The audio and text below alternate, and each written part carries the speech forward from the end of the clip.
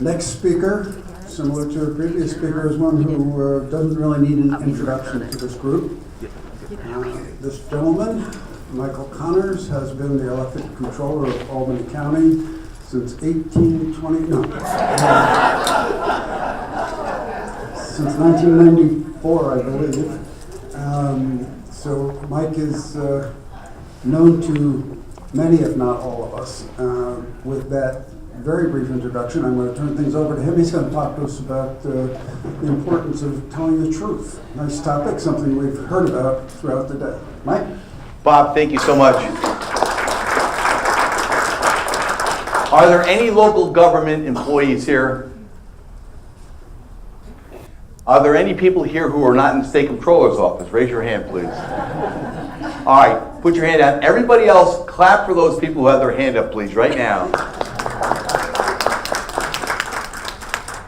As Bob said, known by everybody and liked by none is the way it really works. And I'm kind of a bomb thrower like Jeff is. And yes, the world is on fire. And yes, if you don't get off your duff and run for office, it's not going to get better. So the people that ruin your lives are running for the Assembly or Senate seats this year, or governor.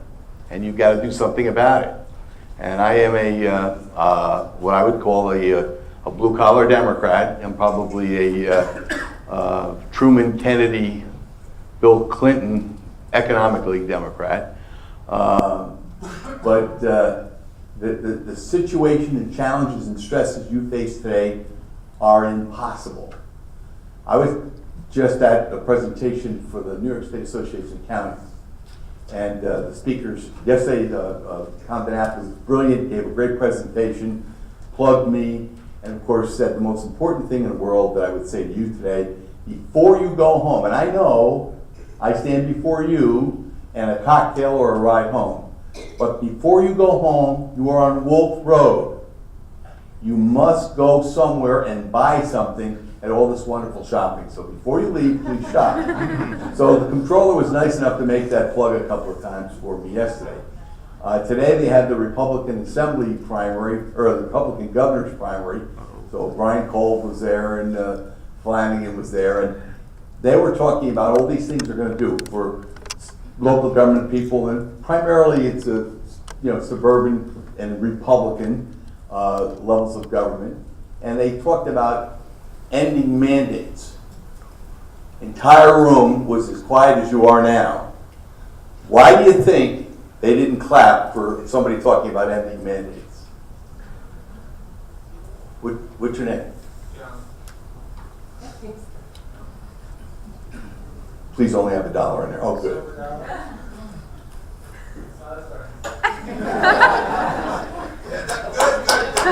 John said it's never going to happen. And he's absolutely right. The things are so bad today, you can't believe it'll get any worse. But good news is enjoy today. As bad as today is, in 6 months it's going to be worse. And the nice thing about our job is that if you're in any kind of auditing, you're dealing with accounting. And the definition of truth, it used to be relativist versus moralist versus absolutist. Today, who the heck knows what anybody's talking about when they talk about the truth? We deal with, I think, one of the few places that you can irrefutably prove that there is truth. And the main truth we deal with every single day is 1 plus 1 is how much? Don't be afraid. No, that's an act. Oh, by the way, she just gave me a joke. I said 1 plus 1 is, and what's your name? Jean. Jean says what you want it to be. That's an actuary joke. Have you all heard the actuary joke? County executive brings the Comptroller in, brings the county attorney in, brings the chief actuary in, and says how much is 1 plus 1, and that's the punchline. They go through boring them to death, and then the chief actuary says, can I close the windows and drapes? Pulls down the drapes, closes the door. And the chief actuary says to the county executive, what do you want it to be? Not for an accountant. 1 plus 1 is how much? 2. That's the truth. We live with that. I apologize. That's the truth we live with. That's one of the good things to what you do. matters. Another thing, Mark brought up a very good point about the practical realities. If you raise your hand today in state government, you will be pounded into the ground like whack-a-mole. We all know that.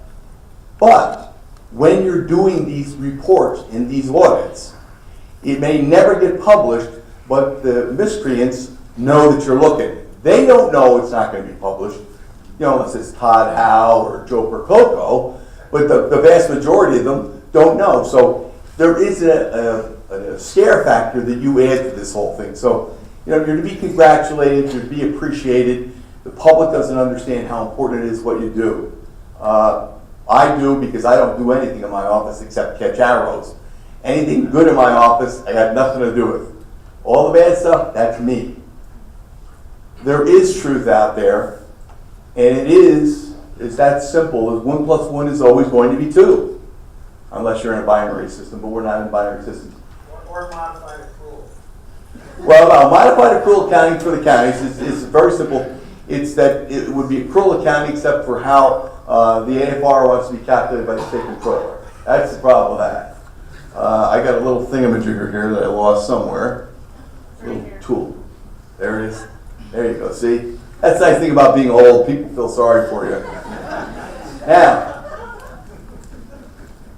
do you know the joke about communication? Who knows the joke about communication?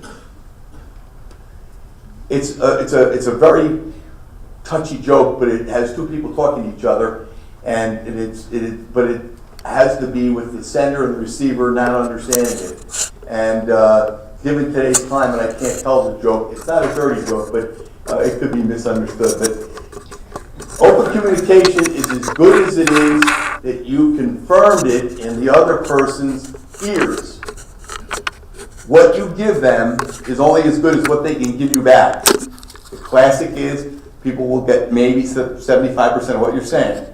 So think about the iterations of software training. The third generation is going to get 35% of what the software will actually do, or the story that you tell. Honest communication is the smell test. People can tell if you're lying. And I discovered a long time ago, with no ability, no skills, and I am the father of the largest single tax increase in Albany County. I raised tax in 1992 by 14.2%. And it's there every single year. And it's roughly $100 million a year for cities, towns, villages in the county of Albany. I was the father of the 8% sales tax. Yeah, now. That was supposed to be a temporary tax. No, it wasn't. I thank you for saying that. Thank you for saying that. Talk to, if you would, a nice Republican legislator, Kevin Moss, who on the floor stood up and said and told the truth on tape. Said, no, Connors' legislation, when he proposed it, matched Erie counties, and it was a permanent installation. It would only be temporary if the Medicaid surcharge and the Medicaid charge was temporary. So the reason that bill that I put in that was permanent became temporary is the New York State Assembly said, we need for the trade list on the budget some way to screw all the suburbans and all the upstate area. So we're going to take this and make it 18 months so it comes up with what? Rent control. So we're going to trade rent control for this. That's why, and by the way, I kept a copy of the bill. I can show you a copy of the bill. The fact is, I am the most unpopular taxer if you think about it. It's a regressive tax, and I don't think I've ever had but one person mention this to me at the door. And I go to a lot of doorbells, and I'm out there, I'm pretty available. People aren't happy about it. They don't like it. They may not like me, but unfortunately for all of you, they voted for me. It is a great secret, if you run for office and you tell the public the truth, they will vote for you. Other legislators will hate you. Your opponents will hate you. But the reality is the public wants the truth. And they can understand, by the way, the people watching MSNBC or Fox or Huffington Post or Drudge or Breitbart, they all know.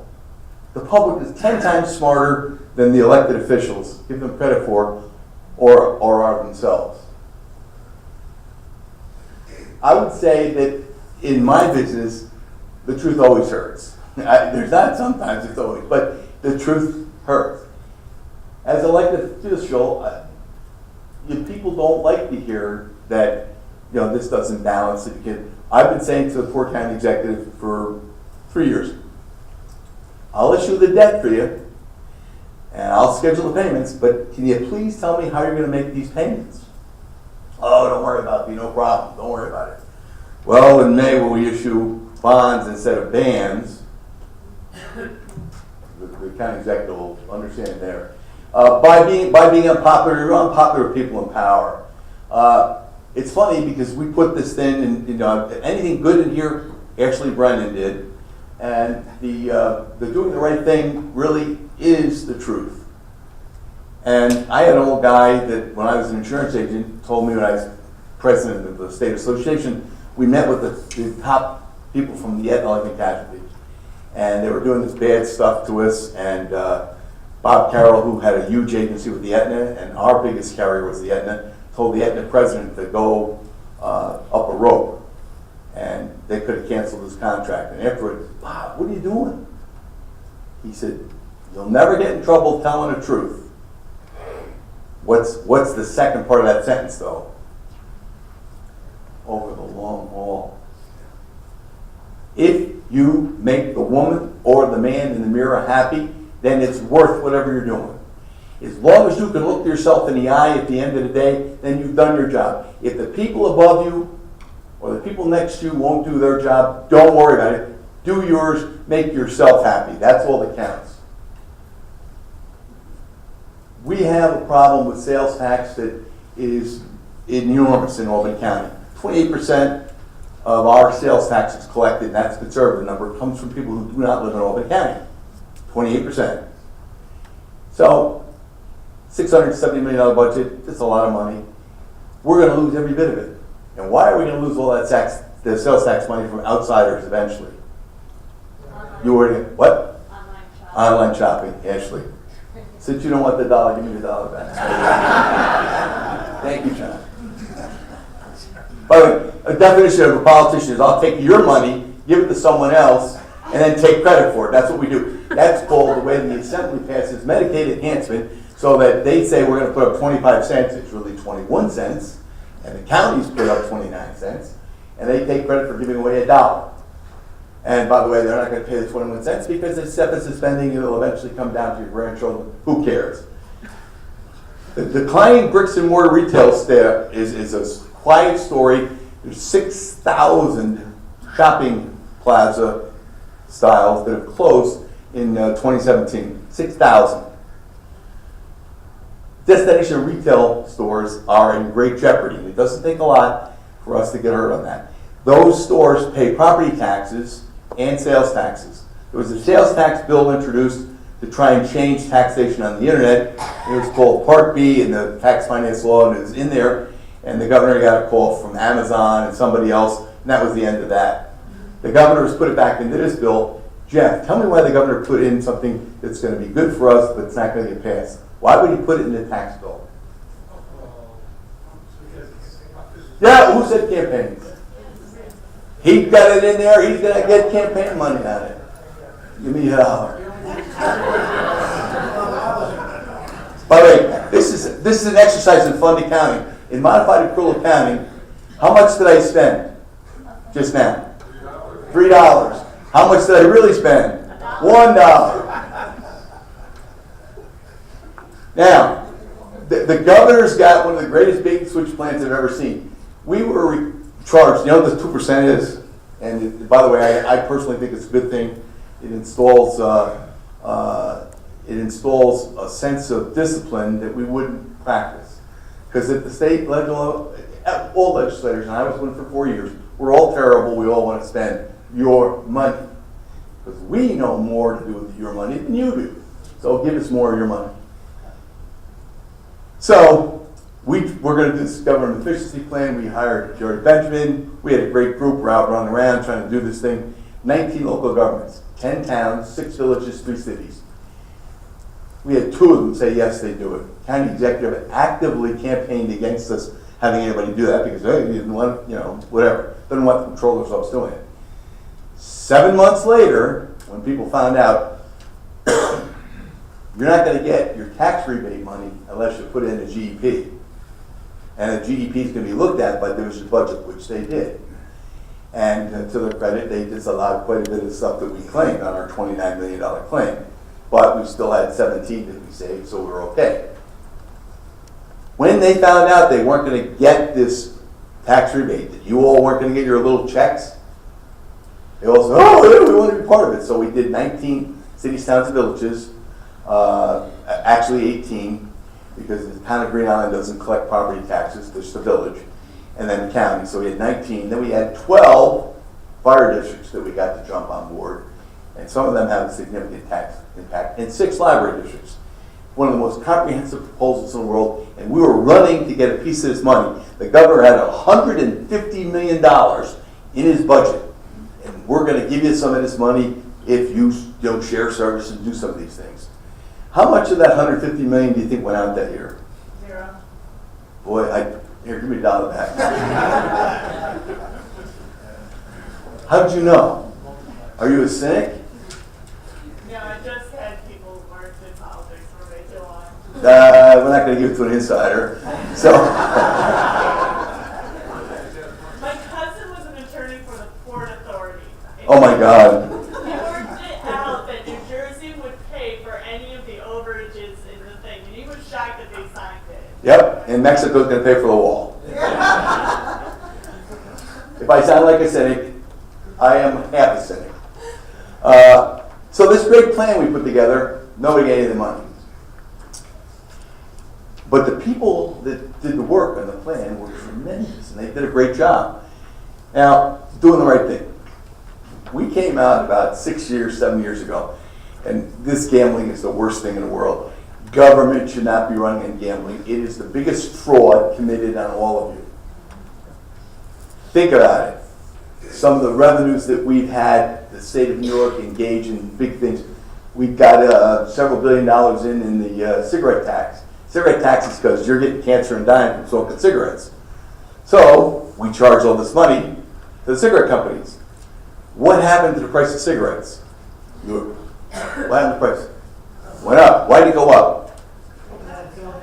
They had to build in the taxes. David, very good. So they said, I tried to explain this to somebody how foolish this is.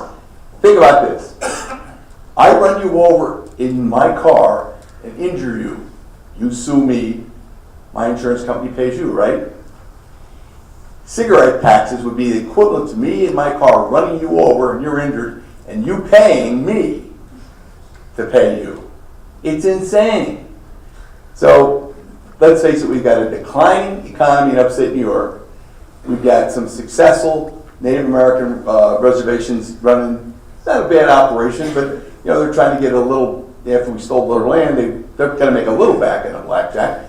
They're doing okay. The governor's man, the Seneca's first one of these extra casinos he puts in is to screw with the Seneca Nation. This gambling is ridiculous. We went and told people, laid out all the numbers in. Don't let OTB be involved in this. Don't do this. You're not going to get the money you talked about. The pie is too small.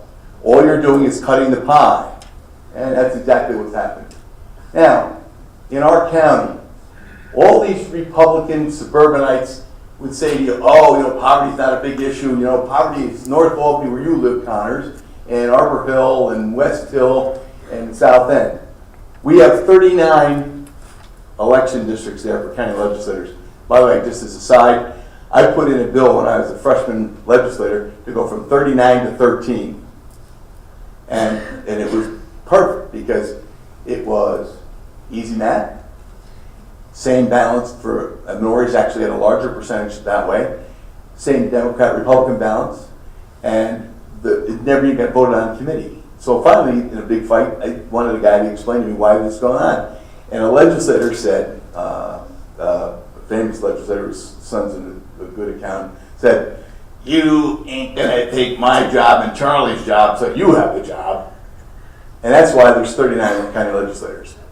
And there's still 39, and they probably will never take it. 27 out of 39 of those legislative districts have significant measurements of poverty. People collecting one welfare benefit or another in them. Poverty is a huge issue, and if we don't fix poverty in this county, we're all cooked, and in the state. Do the right thing. We had some people call us, and it's like, you know, I'd like to tell you, we found out in a motel audit that Skyline was in trouble. Actually, it was somebody who lived near there who whistleblowed us. Most of the good stuff we do is the result of whistleblowers. First thing we did is pass, put the whistleblower legislation in as a county legislator. And then first thing I did as Comptroller was put a whistleblower hotline in there. And most of the good stuff we do that's really hot comes through that whistleblower. So we had a whistleblower tell us about Skyline and some of these other dirtbag places. Albany County sends people who are child molesters, because we had to put them up someplace, to that hotel. Then, the same Albany County, same Department of Social Services, took families with small children and sent them where? To the same hotel. You're cynical enough to run for office. By the way, we raised holy hell on this, bunch of press conferences, kicked the dog to out everybody. Nobody did anything. The supervisor, when they were running for office, decided it was important a couple of years later, so that's how it came up. My favorite fleecing of Albany story, and that's what I want to write when I'm dead or, you know, voted out. This fleecing of Albany is just beyond belief. This building was built for somewhere in the neighborhood of, rumor has it, $6 million. It's the Albany County Family Court building. The Breslin family, who didn't agree with the Jennings family, and the Jenningses were not friendly, were in charge of the assessments. So Jerry Jennings assessed this building, his people assessed the building and said, this is worth $8.6 million, and the county had to pay the taxes on that. Do you think Jennings gave people he's fighting with a break on that? No. The developer who built that collected $2 million a year for a zillion years from Albany County for that building.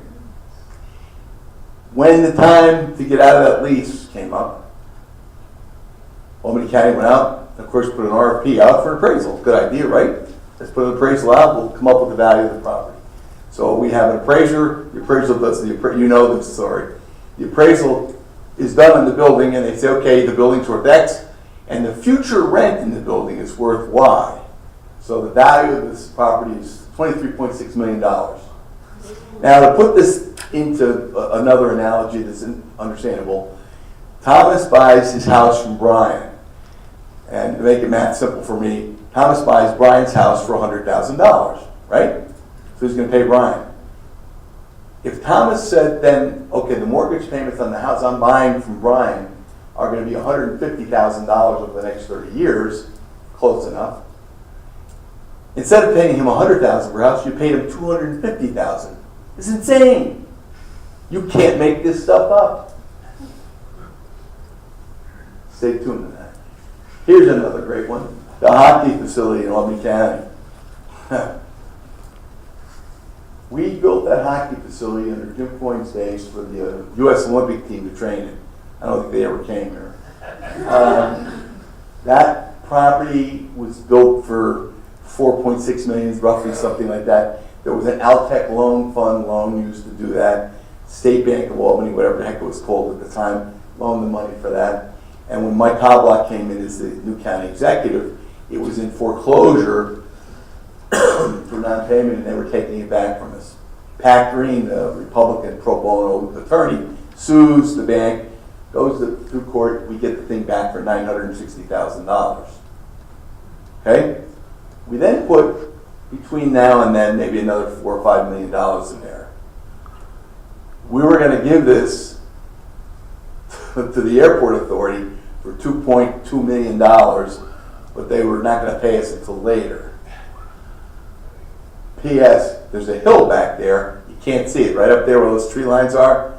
There's about 650 people who were paupers buried there that we know of. There's rumored to be some Native Americans there. And this is all done on the QT quiet side. So we put a hand grenade in that one. So it'll be interesting to see the new progressive legislature, what they do with this one. when you look at all the things that are going on, that you do, you know every bit of this. You know this stuff better than I do, and I watched all of you nod as your speakers were telling you what it is you do. It's incredibly important that you continue to do the good work you're doing now.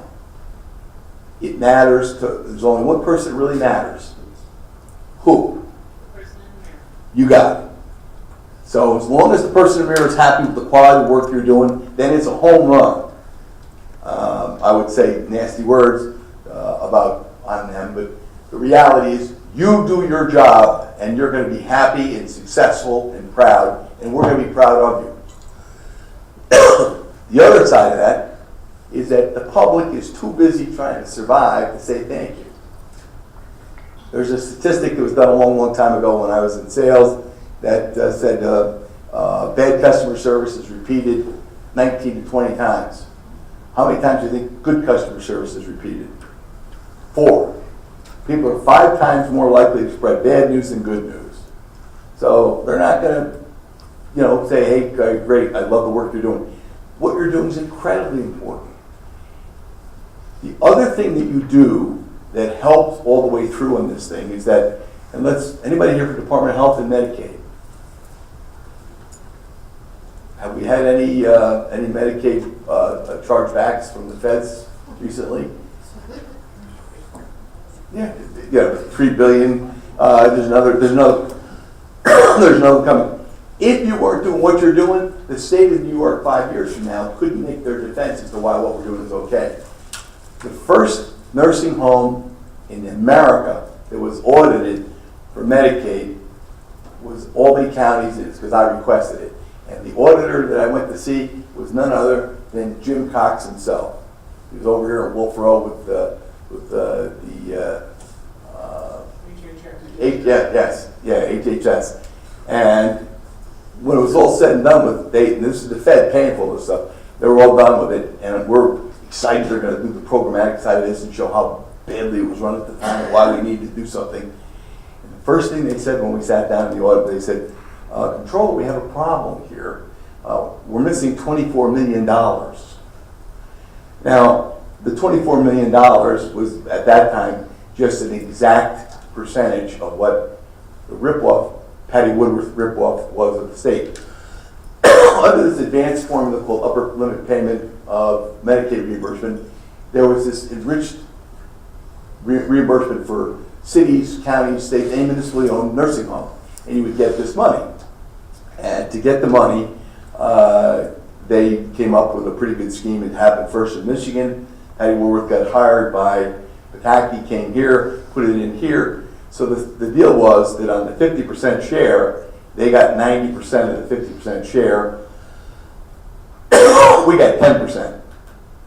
But to get it, we would have to build that. That's just like on our IGT money now. Well, we have to put up $2 to get $1 back. But it's a long story. But the truth of the matter is, when we got hammered and the Fed said, hey, you guys stole $24 million, they wanted me to prove that we had an agreement with the state of New York. There was no bill. There was no legislation.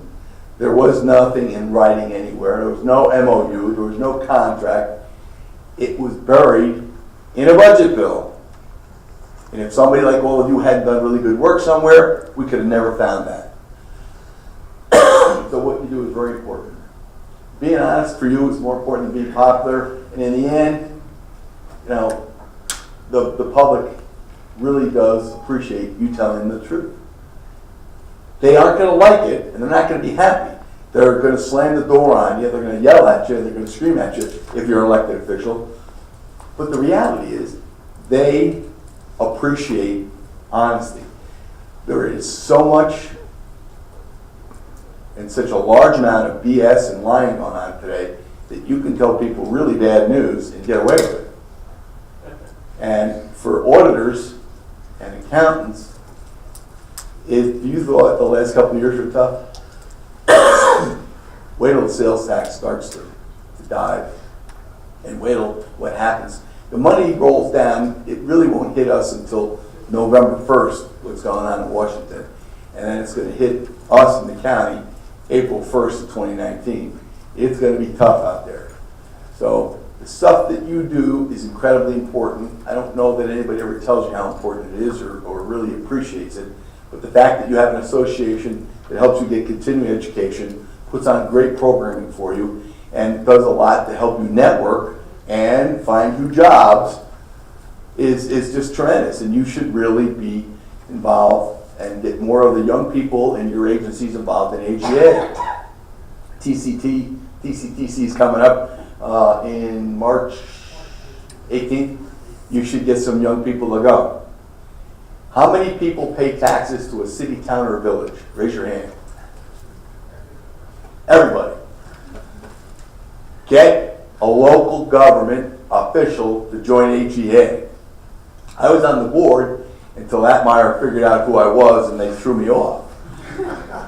But Bob, I was the only local government official, and I don't think you have any now. I certainly didn't throw you off. You didn't. I'm only kidding. No, Bob. By the way, Bob was a sweetheart. Was very helpful. I'm just kidding around. He can take it. But it's a tremendous resource, and you know we have 2 young accountants that are going to come on during the month of March, or auditors, excuse me, and they're going to be auditing sales tax. We got some exciting stuff coming up from that, and they're going to. I've talked to Ray, so we're going to get them in as members, and they'll be here as soon as possible. I'm overwhelmed by how good the work is you do. I am not a professional. I couldn't carry your purse, let alone do the job that you're doing. I'm lucky enough to be in the front and take credit for great work done by women and men in my office that do these kinds of things that make our office look good and save millions and millions for the county. We've had some deals that have been phenomenal for you. I think Jim mentioned our one and only Medicaid prescription drug audit. There's a thing called average wholesale price. I don't know if you know what it is, but it's the lowest price. You got to get it. So I saw that our Medicaid dollars went from $25 million to $36 million for prescription drugs on Medicaid 1 year. Since we paid 25% of the difference, that $4 million share was even bigger than an $18 million increase in nursing home costs because we only paid 10% of that. So we did an audit, and we got from the City of New York, actually from the Corporation Counsel's office, we got the matrix, went through and looked at the drugs. So there are roughly 3,000 some odd drugs that we buy for our Medicaid clients in Albany County. And so we started looking at the top, we started with the top 10, and I said, Doug, you can't be right, do more. We did top 50 drugs. Not one, but the top 50 drugs sold to Albany County as the agent for the state of New York, and the federal government got the AWP, or AWP, average wholesale price. We were overcharged on every one of those. I was really hot. We did 149 of our drugs before we got to when we got the right price. So out of $36 million worth of drugs, we looked at $10,400,000 worth of those drugs, and we should have only paid $7.4 or $5 or $6 million for that. So it took me 4 years, but we got the county legislature and executive degree. We joined the lawsuit, and the nice thing is on the opioids lawsuit, people jumped in, and that only took about 5 or 6 months. There's a lot of stuff going on out there that you know about. If you have something that you think is hot, and you don't feel comfortable talking to the press, or going on some blog, call your member of the Assembly or your member of the Senate. Say, look, I have something for you, but I want to be protected, and I'll give you the information if you'll protect me. They'll hold hearings on this stuff.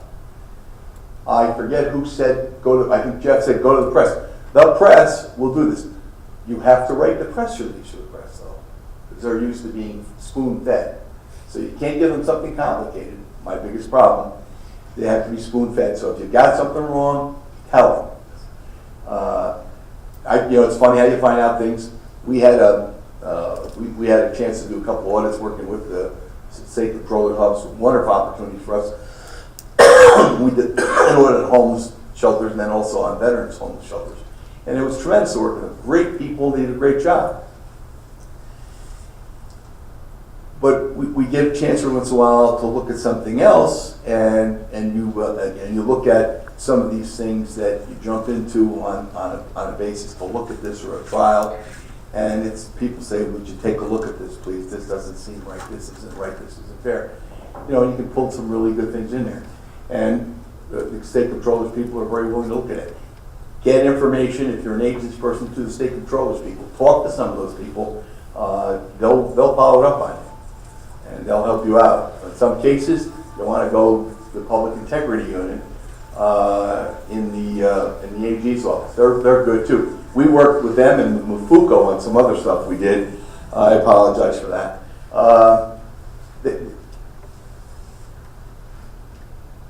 Swept the wrong way.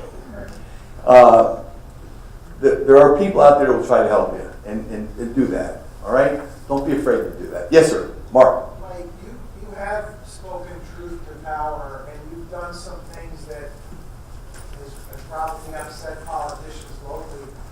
But I do not understand how it is you've been able to survive. And the only thing I can come up with is that you're that much smarter than anybody else they've tried to study. I'll tell you one thing that's not fair to say, but it don't take a lot. And I'm not really smart. I will tell you something that really gets me elected and reelected. You know what it is? Faith. Faith in the voters. The voters are way smarter than the press and the elected officials. If you trust people and do the right thing, they'll back you. They can smell a phony in a nanosecond. That's why you get 22% of the people voting for most important race in the city of Albany. 18% in the city of New York. Well, but People don't show up. The way around this and the way when you run for office, if you tell people the truth, if you're clear about it, you're going to be fine. And you know, someone would talk about transparency. Transparency to who? I think it was Jim Cox might have said it's transparency to the people paying the bill. This is not our money. We have a sacred trust, I believe, to administer that money, and you do that. And I have so much admiration for you and for what you do. It's embarrassing to be asked to come to something like this, but I think it's almost an object lesson that if you don't pay attention at work, you're going to have to run for office and be elected to office. And there is a special help for all of us, and I think sometimes being kind of controller's mind. But I had a dear friend who was the county legislator, Nancy Wiley, wonderful woman, white gloves Nancy Wiley, tremendous person. And I called her up and I said, Nancy, I think I'm running for controller. And she said, oh, Michael, they deserve you. Now, I thought that was a compliment until I thought, wait a minute, what are you saying here? The side of this thing is that the payoff is that I've run for 6 times. They primaried me with one of their own in the Republican Party the first time. 3 other primaries, I really haven't been endorsed. I was endorsed the last time. They're getting tired. But I'm getting old. You know, we need to get Hancocks to stop making $10 million and have Hancocks, you know, or somebody good, some of the young come out and run for control. The upshot to that is that the greatest reward that you can have is to understand what it is you're given when you're given the opportunity to serve as an elected official. You serve people, and if you help one person, it makes all this BS worthwhile. Just like the people you deal with in your agencies, or the people who are confused about something. Sometimes when you're out doing an audit, there are people who have not, I know you won't believe this, there are people who you're looking at who have not been well trained, who do not know what their state rules or the federal rules or regs are. And you're helping them. It's incredibly important what you do. But how many people really look under the hood? You know, we jump in, turn it on, off we go. Do we really ever appreciate what's under the hood? How about 4 little items that are about this big, 8 actually, they're about this big in your car? What are they? No. You got one wrong, finally. There's 2 on each of the 4 things they're on. Brakes, the brake pads. You're also the brake pads. If somebody's going 100 miles an hour and they're going to crash into somebody, you can't stop that. Your job is to try and at least make the wheels smoke or the tires do burn more. You're the brake pads too. Nobody looks at the brake pads. What you do is important. You need to know that and believe that. and keep doing the great work you're doing, and don't lose faith. This thing is far too serious for all of us to take seriously. The bottom line for every one of us is going to St. Agnes Cemetery or some other place. We're all dying. So, you got it. By the way, my wake and funeral, I'm going to have the greatest funeral. It's going to be on Thursday. You're all invited. At Sacred Heart Church.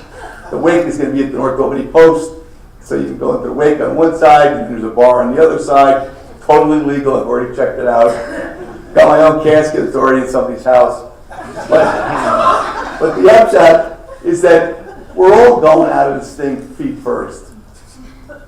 Enjoy what you're doing. Smile. It doesn't cost you anything. And if you can make somebody you're working with smile a little bit, it's worth it. Even better, if you get a taxpayer you can be helpful to or answer the question. Press 1 for no answer. Press 2 for we might not answer. Press 3, that's what we all live with today. So what you do is important. You are public servants. You serve the public. Be proud of yourselves.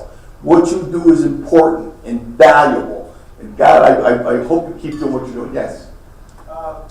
So there's a new GASB requirement, right? Disclose OPEB benefits. What do you see happen? What do you think is going to happen as a result of that? I'll tell you what's going to happen. They come up with another way to screw us. OPEB. Does everybody know what OPEB is? I have the picture of what OPEB is. So they charge us for ours. By the way, OPEB is why the post office is losing money. They are the only state, federal, or local agency in the country who's paying and being charged for their OPEB experiences as they go. That's why they're losing money. If you look at it, look it up. They've been trying to give the Postal Service to FedEx for 15 years. When you look at this thing, the way it works out is that we've got to have the money in advance in the pocket to pay for your health insurance down the road. When I started as Comptroller 100 years ago, our state retirement cost was something like $3 million. It's now 25. When I started as Comptroller, our health insurance was about $12 million. It's about 45 now and going up. So, it's a serious issue. So that is a problem for us. Now, the new and exciting County Agency Full Employment Group has come up with, GASB, has come up with another idea. Let's take a look at the State Comptroller's Fund and figure if there's any shortfall there. And if there's any shortfall there, we're going to assess you your share of it. Now, if I was in Illinois, I would be wiped out as Comptroller or Treasurer, wherever you might have a job there, because they're in trouble. New York is probably the second or third highest reserve. I mean, I think we're 95% of our... We're the second highest. Second highest? Number one. Who's number one? California. Now, are they going to look at us today when market's there and the Comptroller's got $200 and some odd billion? No. They're going to wait to look at us until the market tanks. Then we're going to get assessed that. So instead of paying $25 million, all right, we're gonna have a balance sheet that's going to be hit by whatever our share is or whatever the deficit is. Now we won't have to come up with it in cash, but if you look at anybody's financials and you figure out what the GASB liabilities are and the OPEB liabilities are, there's not a municipality in this country that can have a positive bottom line in their financial secret. Their net worth is blown. And if you want to look at a real problem for what this thing is, when you start saying what it is, and I'll give you, if you don't mind me pitching a couple of commercials here, I will. One of the answers that we've been pushing, we do it in our office, is that when you can't do anything and you need to have positions filled, you got to be creative. There's an opportunity out there to have people retire, come back to work part-time. What's the bad thing they call it in the paper so everybody's afraid to do it? Double dipping. Last year I had 1,222 people in my office double dipping. I had 11 the year I ran for re-election. Came up, I explained it, got a zillion % of the vote. I mean, if you tell people the truth, they don't why. I say, look, here's the deal. We've offloaded some of our employment cost to the state retirement system, which is plenty of money. We're going to have Mark come in at $30,000, and Mark is going to work with, what's your name? Ashley.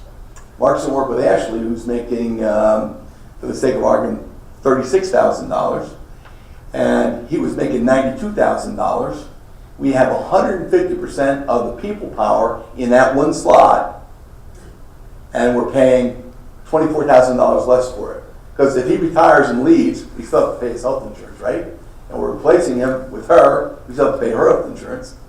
So really, you can have a huge impact. For example, we have 24 people pushing snow in Albany County and the hill towns who are 55 years old and have more than 25 years of service. And most of them who have more than one child would make more on welfare than they do working for the county. Would make more on welfare. But they work and they love it. We could eliminate 12 full-time positions in a heartbeat by giving part-time people and the people pushing snow and say, here's the deal, you're going to push snow 4 months a year, and you're going to help with haying and everything else 2 months a year. And by the way, you're going to negotiate the months and the days you're going to be there with the supervisors. 12 full-time positions gone like that. And it's not going to be that big a decrease in productivity. Who's a productivity person here? What's the normal, who knows what Pareto's rule is? 80-20 rule. And what does the 80-20 mean? 20% of the 80% of your value comes from 20% of the value that you consider your universe. If you work one day, you're going to get 80% of the value of that 5-day week, usually. Because we do 4 kinds of work. We do work that's important and urgent to keep our job. We ignore the work that's important and not urgent, because we put it off. We do stuff that is not important but urgent, and we do stuff that's not important, not urgent all the time. It fills up the workload for all of us. So when you look at things that you do, real profit and progress is made by trying to do things that are important but not urgent. And when you look at that, if you've got somebody who you're now paying 50% of their salary and getting 80% of the effectiveness out of them, you're ahead 30% if you don't get anything else. Plus, the biggest loss to the state of New York, in my opinion, to local governments are these early retirement programs where we flush people out. The brain drain killed us. We have tough days coming. 1991 is coming again, folks. And I just hope you all stay on. You know, we need talent here to do that. Now, commercial. I was one of these people, I like to say I danced with cancer and still am. And I had to put all my personal records out on my blog because one of my lovely friends in the political world was telling everybody I was dying. Actually, the city treasurer said, I want a controller. I don't think he's going to live. Well, fooled on that one. So then I had this metastasis and something else. Well, you know, I'm probably one of the luckiest people you will ever meet. And there's a lot of people who go through a lot of problems. Well, I sat down today at lunch with a woman who was from, what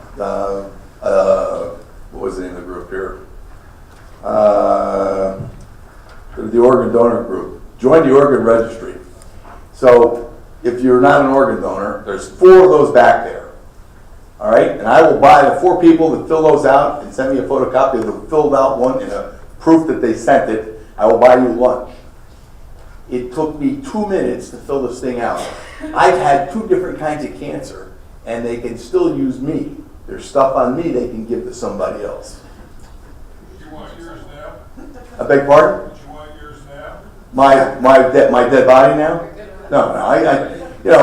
We're saving this for the wake. And I asked them, the question I asked them is that how long does it take for you to harvest what you need? So we got something to burn to put in the box, you know? So that's back there, it's a commercial. Here's why. Of the 50 states, guess what rank New York is on a percentage of organ donors that are signed up to the organ donor? 48? No? Come on, you know the answer to this. No. 50th. We're last. The national average is 52%, our average is 29%. Now I'm proud to say Albany County's average is 33.1% or something like that. However, Saratoga's is 40 some odd, Rensselaer's is 39, Skanky's is higher. And we don't do this. This is something very easy, takes 2 minutes, join the registry. There's a lot of people out there who need organs. And if you're dead, you don't need them. All right? So that's the commercials. That's a good deed for you to do. And if you do that, and you prove that you did it, I will buy you lunch. Do you have any questions before I let you go early? What happened in 1981?